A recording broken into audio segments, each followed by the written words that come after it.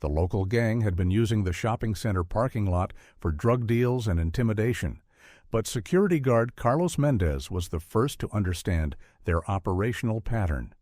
Because recognizing gang communication methods, identifying territorial control tactics, and predicting escalation patterns weren't skills he'd learned from retail security training.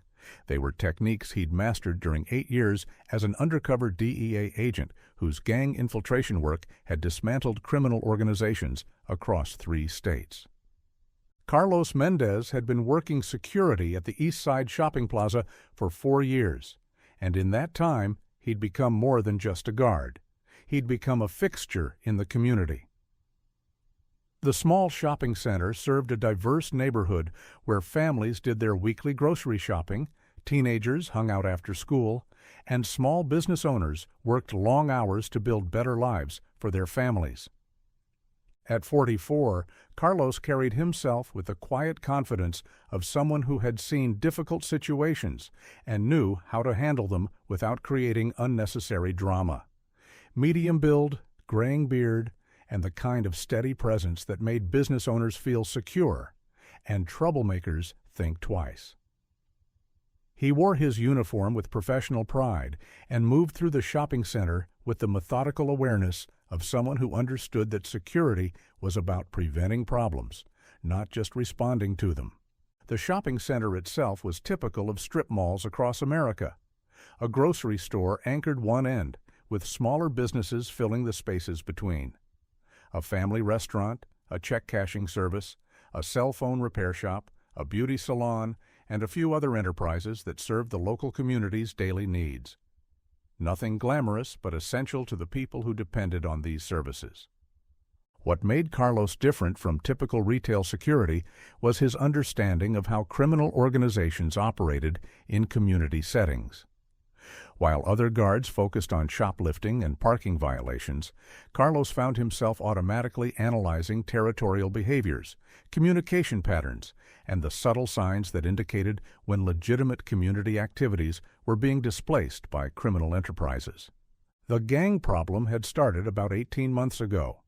What began as occasional loitering had gradually escalated to intimidation of customers, drug transactions in the parking lot, and the kind of territorial control that drove away legitimate business and made families afraid to shop after dark. The gang called themselves Los Hermanos, and they had chosen the shopping center for strategic reasons that Carlos immediately recognized from his DEA background. The location offered multiple escape routes, steady foot traffic for cover, and control over several blocks of surrounding neighborhood. Carlos began documenting their activities with federal law enforcement precision. The gang used professional rotation systems, lookouts positioned for law enforcement surveillance, and communication signals that allowed rapid dispersion when necessary. They intimidated witnesses and discouraged police cooperation through systematic harassment. The operation was more sophisticated than local police realized. Los Hermanos wasn't just a neighborhood gang. They were part of a larger interstate drug network.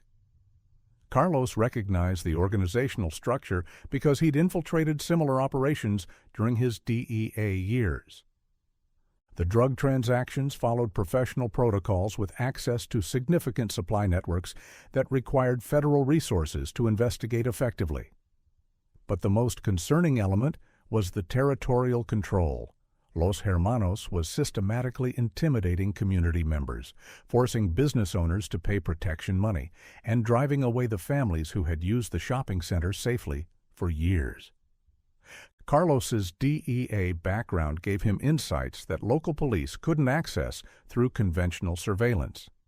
He understood gang hierarchies, communication methods, and the operational security techniques that professional criminal organizations used to avoid law enforcement detection.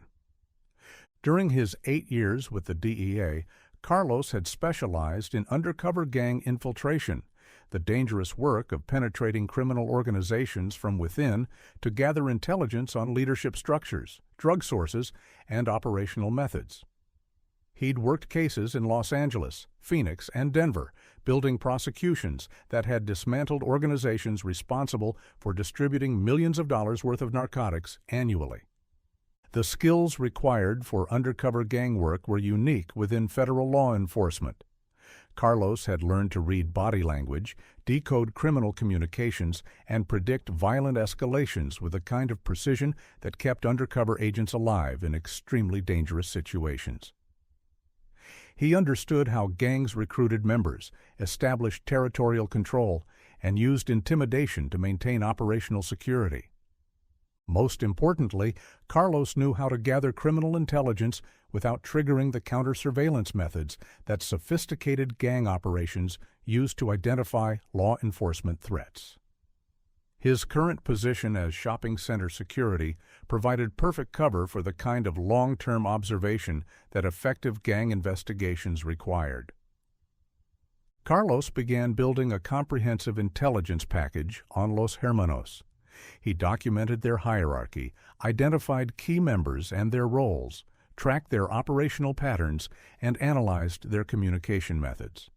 But he had to be extremely careful. If the gang discovered they were being investigated by someone with his background, they would either disappear entirely or escalate to violence against community members they perceived as threats. Los Hermanos' activities devastated the shopping center community. Elderly customers stopped coming after dark. Families avoided the center on weekends when gang activity was heaviest. Small business owners saw their customer base shrinking as people chose safer locations. The intimidation was systematic and professional. Gang members positioned themselves near store entrances, making customers uncomfortable without committing actionable crimes. They used harassment that stopped just short of prosecutable threats and conducted drug transactions that created fear while avoiding easy prosecution.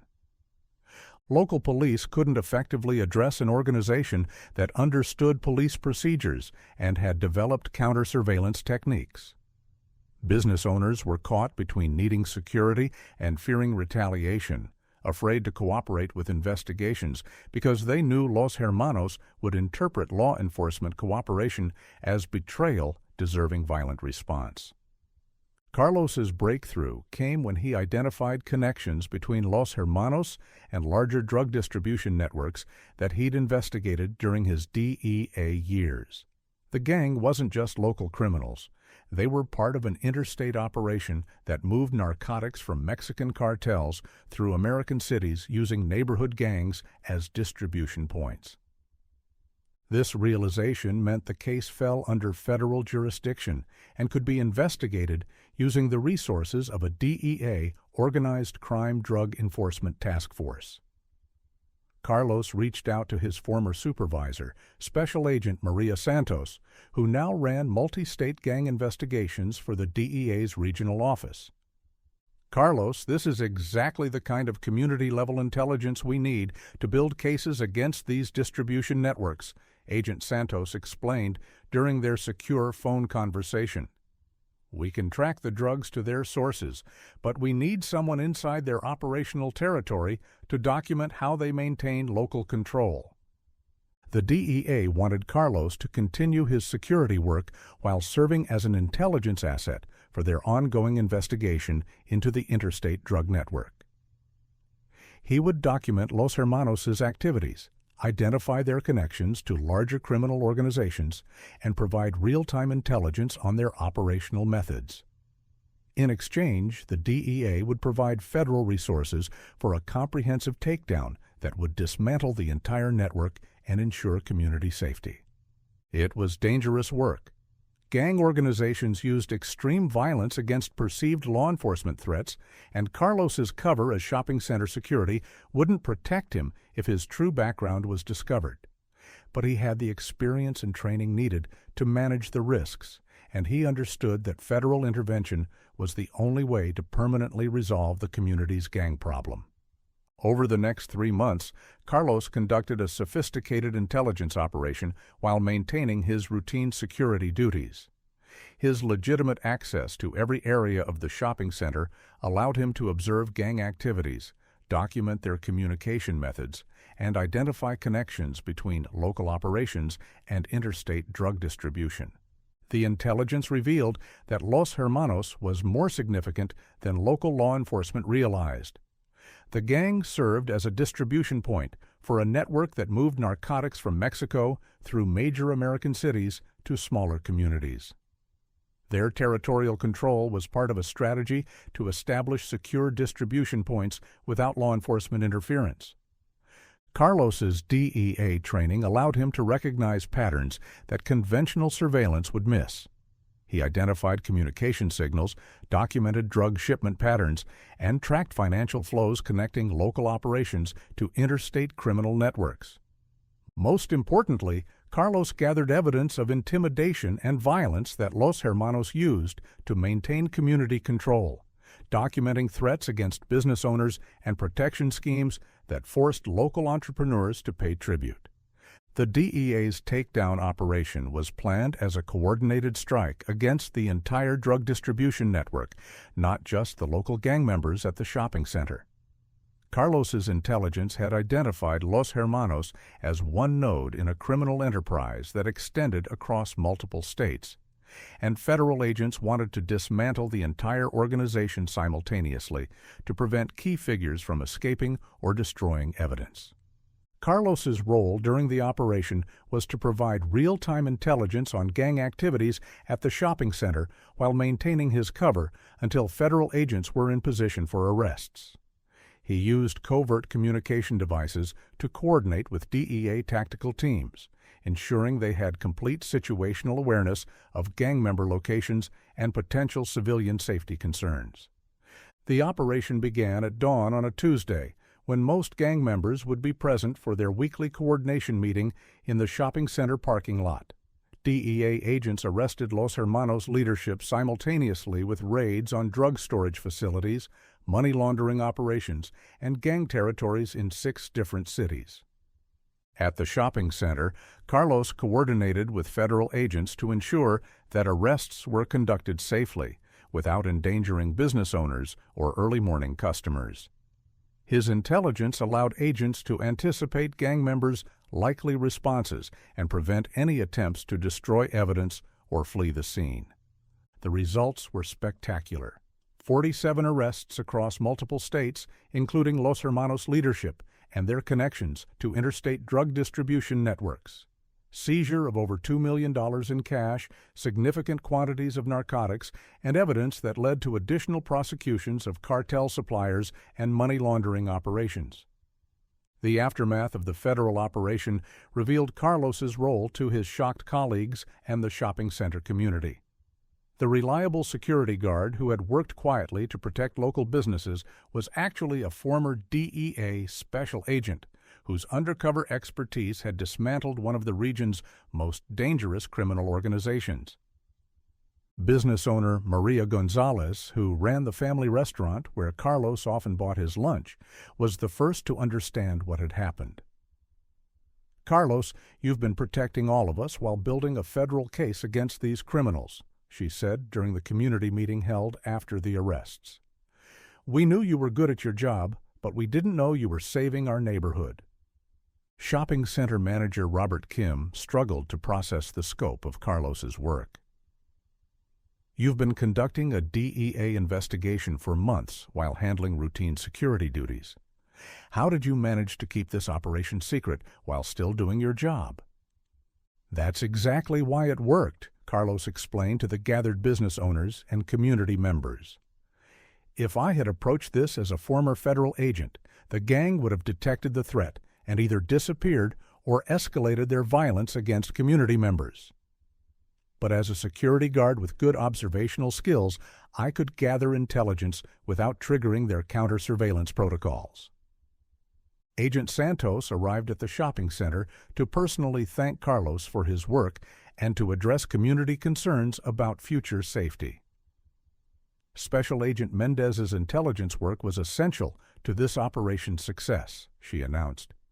"His understanding of gang operations and his position within the community allowed us to dismantle a criminal network that was responsible for distributing narcotics worth millions of dollars annually." In the weeks following the federal operation, the shopping center transformation was remarkable. Families returned to shop during evening hours. Elderly customers felt safe again. Business owners who had been paying protection money saw their customer bases increase as people returned to the area. Carlos understood that lasting community safety required more than just arresting gang members. He worked with local police and community organizations to develop comprehensive crime prevention strategies, helped establish youth programs providing alternatives to gang recruitment, and trained local security personnel to recognize early signs of gang territorial expansion. The DEA offered Carlos federal task force positions, but he had discovered something important during his 4 years at the shopping center. He genuinely valued the community connections that came with local security work. "I spent 8 years with the DEA building cases against criminal organizations," Carlos explained to Agent Santos when she offered him a position with the Federal Gang Task Force. "But I've spent 4 years here helping honest families and small business owners feel safe in their own neighborhood.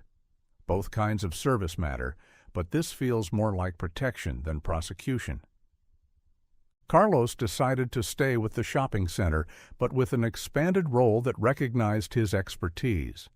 The property management company hired him as Regional Security Director, responsible for developing anti-gang protocols for their entire portfolio of community shopping centers throughout the metropolitan area. The DEA maintained Carlos as a consultant, available for cases where his specific expertise in gang operations and community infiltration could make a difference. But his primary focus remained on the kind of community security work that prevented criminal organizations from establishing territorial control in the first place. Local police worked with Carlos to develop gang prevention programs that could be implemented in other communities facing similar threats. His protocols for recognizing early gang activity, building community resistance to criminal intimidation, and coordinating with federal resources became models for community policing efforts throughout the region. 2 years later, Carlos had transformed security operations at shopping centers across the metropolitan area. His protocols for gang recognition, community engagement, and federal coordination had prevented criminal organizations from establishing territorial control at dozens of locations where families and small businesses depended on safe shopping environments. More importantly, Carlos had demonstrated that effective community security required understanding criminal behavior well enough to prevent it, not just responding after crimes had already damaged communities. His approach combined federal law enforcement expertise with genuine community engagement, creating security solutions that protected people while preserving the neighborhood relationships that made communities strong. The shopping center itself had become a model for community security operations. Local police pointed to it as an example of successful gang prevention. Federal agencies used it for training exercises on community-based criminal intelligence. And the families and business owners who depended on the center daily felt a level of security that came from knowing their safety was protected by someone who understood both criminal behavior and community needs. Detective Ray Martinez, who had worked with Carlos throughout the federal investigation, often brought new officers to the shopping center for training. "This is what professional community security looks like," he would tell them. "Not just watching and reporting, but understanding criminal organizations well enough to prevent them from hurting the people you're protecting." Carlos Mendez continues his security work at the Eastside Shopping Plaza, but everyone in the community now understands that their reliable security director brings something unique to his role. He's the former DEA special agent who chose community service over federal career advancement, who understands that protecting families' ability to shop safely is just as important as building cases against international drug cartels. His story reminds us that expertise developed in federal service doesn't end when someone leaves government employment. It continues in new forms of community protection that may be less dramatic but are equally valuable to the people whose daily lives are made safer by that expertise. Sometimes the person ensuring your safety at a neighborhood shopping center carries training from the DEA's most elite gang investigation units, quietly preventing criminal organizations from taking control of communities with skills developed during years of dangerous undercover work. These are the professionals who understand that true security comes not from responding to crimes after they happen, but from preventing criminal organizations from establishing the territorial control that destroys community safety. Carlos's choice to remain in community security work rather than return to federal law enforcement represents something important about service: that protecting people doesn't require federal authority or national recognition. Sometimes the most valuable service happens quietly, in everyday places, provided by professionals whose expertise keeps ordinary activities safe for everyone. The next time you visit a neighborhood shopping center and notice the security guard who seems particularly observant and professionally competent, remember Carlos's story. That person might just be someone whose background in federal law enforcement continues to serve and protect, one community at a time.